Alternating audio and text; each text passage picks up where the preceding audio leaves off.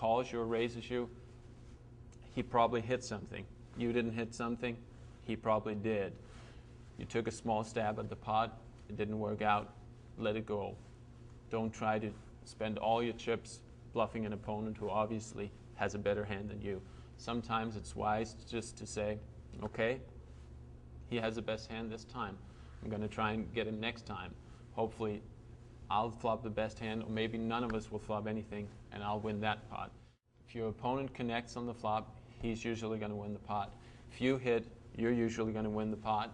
But when none of you hits, you're going to take the first stab, you're going to take a small stab, make a bluff at the pot, and win it right there.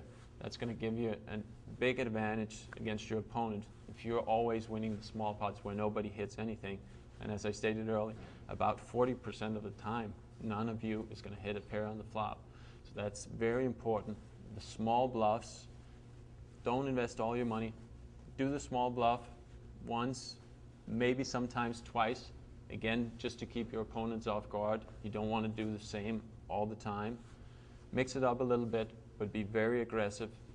Small stabs at the flop, very important strategy in winning no limit hold'em. If you had physics somewhere in school or whatever, it says for every action there's a reaction. And a lot of times that's the best way to get a feel for your opponent, by being aggressive. You make the initial bet, you have your opponents respond to that bet. If you just check, a lot of times they feel, oh, he checks, he has nothing, I can make a bet, I can win the pot right here, which means you don't get a lot of information from him betting. He merely bets because you checked, so you don't know if he has a strong, medium, or a weak holding. By betting, he's usually going to fold his weak holdings. So when he calls you or raises you, you can kind of upgrade him to medium, at least a medium holding, and sometimes even a strong holding. So you get a lot of information, which is also what poker is about, is to gain information, trying to make educated guesses on what your opponent have. And you won't get that by checking, because a lot of times he will bet anything. Once you checked, you showed weakness. So a lot of times you're being aggressive to win the pots, maybe to get extra money in the pot, but also to gain information, which is very important. If you would have bet and the guy would have folded, and you failed to make that bet and now he actually draws out on you, that means you've lost that pot that you actually would have won with a bet on the flop. And you would have done it with a pair of tens? And actually, there was 3 undercards to your pair of tens, so there was a good chance you had the best hand. He raised before the flop and you re-raised. If he had you beat before the flop, he probably would have re-raised you. So there's a good chance you're 2 tens with the best hand. There was also a good chance that he had something like king jack, queen jack, ace jack, in which he would have folded if you had bet, and he still had outs to beat you. You kind of want to prevent people from getting those outs by getting them out of the pot. There's a general tendency, you raised and he re-raised before the flop, you checked on the flop. Most of the times people that put in the last raise before the flop will take a stab at it at the flop, which in general is a good idea, because in hold'em, a lot of times you're not going to flop a pair or anything that makes you want to continue.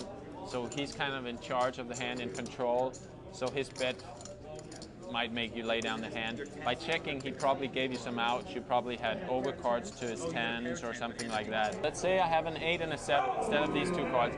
I would of course fold on the flop had somebody bet to me, because I have absolutely nothing. But if he fails to bet there, I'm just going to check, and we're going to see a new card, and it could be a 7 and 8, which enables me to beat him. So actually, if he had a pair of 5s, he's supposed to bet, but if he had a pair of queens, it makes more sense to check. So actually, the stronger your hand, the more optional it is to bet. But if you have mediocre strong hands that you like to win right here, a lot of times you're supposed to bet and scare people out that might have outs against you, but they wouldn't call. It's kind of the same concept as you betting with the 2 tens before. You don't want him to catch a king or a queen or a jack or an ace. Yeah, even that little bet will take the pot away. And I mean, any bet here would make me fold that hand, because what am I hoping for? When you play a hand on the flop, another very important factor is, what is the flop? Sometimes you will flop what is called dangerous flops.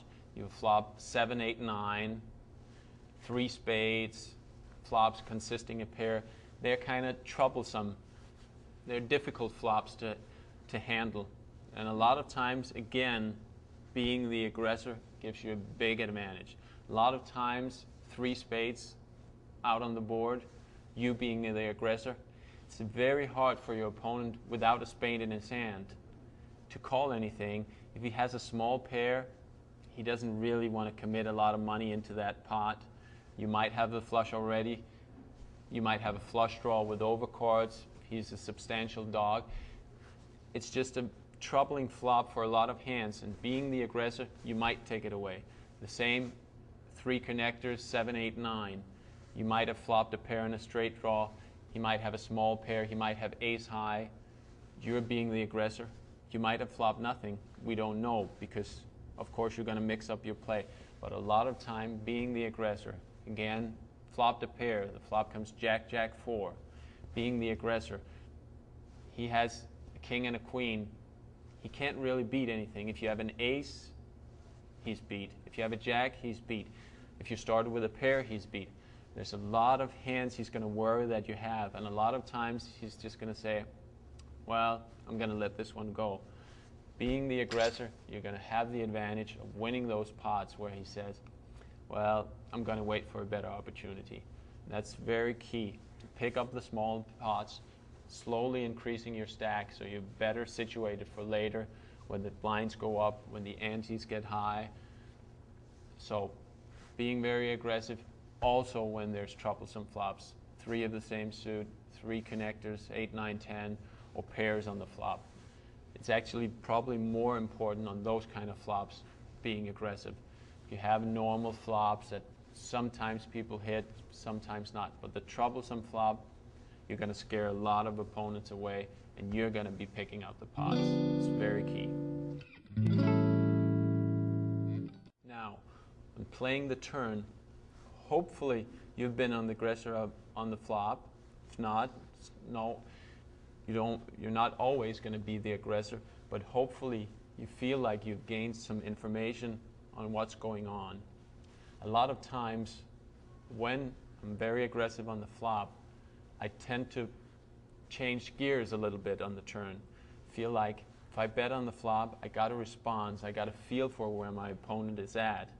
I have a better chance maybe trapping him. Maybe I feel like he has a mediocre holding. He's going to pay me off because he knows I'm prone to bluff a lot. What it'll allow me to do is on the turn is to change gears, mix it up a little more, be more flexible in what I'm doing. I want to trap more, feel like I got to respond on the flop. I feel like he's somewhat strong.